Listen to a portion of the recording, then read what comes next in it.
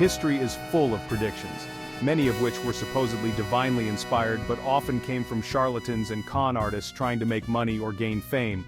These predictions rarely came true, and when they did, it was usually because someone made so many predictions that, by sheer chance, one of them happened to be right.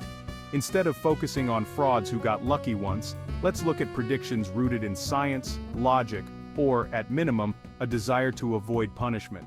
Some of the ancient predictions we'll discuss took thousands of years to be proven accurate, but one, in particular, came true in just a couple of years, and may have even saved the predictor's life. Joseph ben Matthias, a Jewish historian and military leader, was born in 1st century Jerusalem. At that time, Judea was under Roman rule and the Jewish people were actively resisting. Joseph was the military governor of Galilee, and Flavius Vespasian was a Roman general sent to suppress the Jewish rebellion.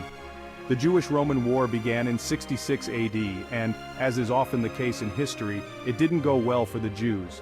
Joseph led the defense during the siege of Jodfat in 67 AD, but the Romans eventually won, killing thousands of Jews and driving many survivors to suicide.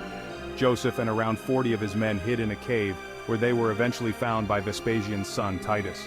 Refusing to surrender, they resorted to drawing lots and killing each other one by one in a form of collective suicide.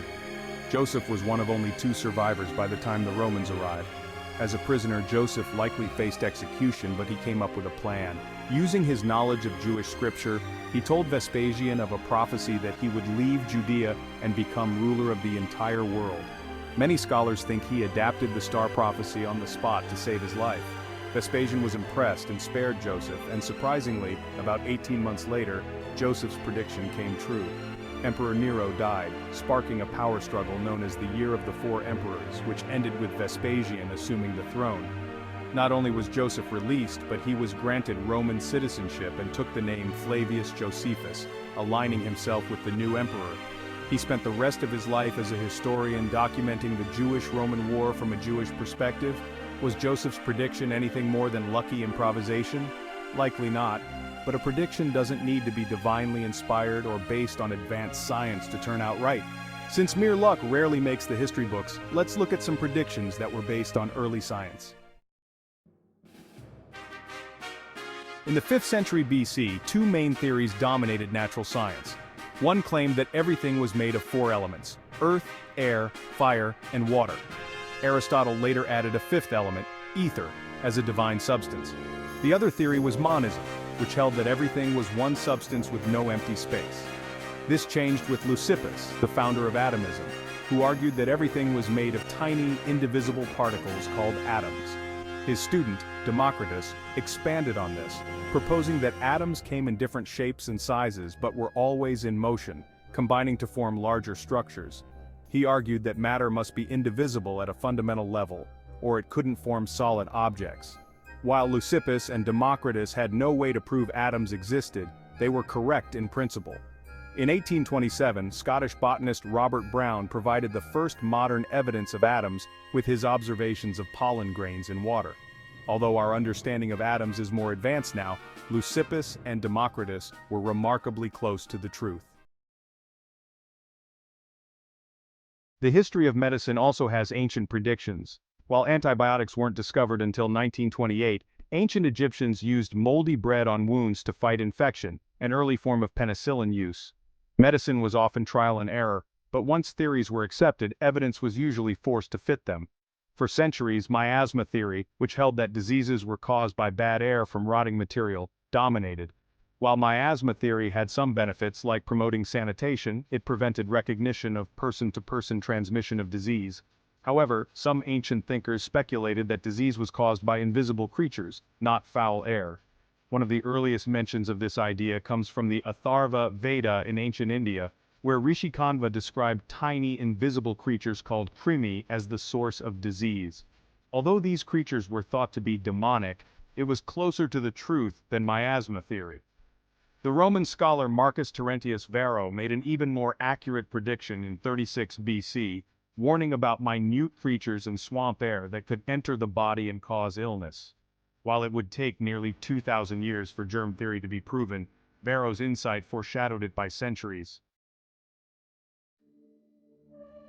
Religious texts also contain predictions that parallel modern scientific theories. Many religions have incorporated the Big Bang theory into their creation myths. For Hindus, this wasn't necessary. The Rig Veda, written around 1500 to 1000 BC, describes the universe as originating from a cosmic egg, the Hiranyagarbha, that exploded to create everything. The Hindu creation story is cyclical, suggesting that the universe expands and collapses in a repeated cycle. This concept aligns with the Big Crunch theory, which proposed that the universe might one day stop expanding and collapse back into a singular point. Although current evidence suggests the universe's expansion is accelerating, making a big crunch less likely, the Rig Veda's description was remarkably close to our modern understanding of cosmic origins. In 610 BC, the Greek philosopher Anaximander of Miletus made predictions that were revolutionary for his time. He introduced the concept of questioning accepted facts, an early version of the scientific method. He was the first to suggest that Earth was a free-floating object in space, unsupported by anything, which was closer to the truth than previous theories. He also proposed that the universe was infinite and that life, including humans, had evolved from simpler forms. Although his ideas about evolution were incomplete, he thought land animals emerged fully formed from fish. He was the first to suggest a process of development over time. Anaximander's predictions weren't just theoretical. According to the Roman scholar Cicero, Anaximander once saved an entire city by predicting an earthquake. He advised the people of Lacedaemon to spend the night outside the city, and that night, an earthquake destroyed the city.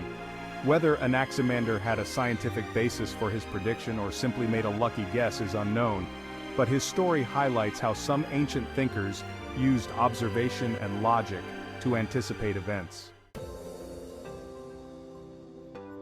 While many ancient predictions were rooted in luck, faith, or incomplete science, a surprising number were on the right track.